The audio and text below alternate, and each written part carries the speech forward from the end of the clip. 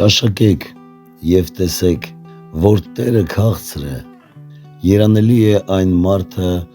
որ հուսացած է նրան, վախեցեք Տիրոջից, ով նրա սուրբեր, որովհետև նրանից վախեցողների համար պակասություն չկա, առյուծի կորյունները կարոտում են և սոված են, բայց Տիրոջը խնդրողները ոչ մի բարիքի պակասություն չունեն, եկեք որդիկ լսեք ինձ, ես Տիրոջ երկյուղը սովորեցնեմ ձեզ, ով մարդ, որ կյանք ես ուզում և լավ օրեր սիրում բարություն տեսնելու համար, պահիր քո լեզուն չարությունից և քո շրթունքները, որ նենգություն չխոսեն, հեռացիր չարից և գործիր բարին, խնդրիր խաղաղություն և նրա ետևից գնա, Տիրոջ աչքերը արդարների վրա է և նրա ականջները դեպի նրանց աղաղակը,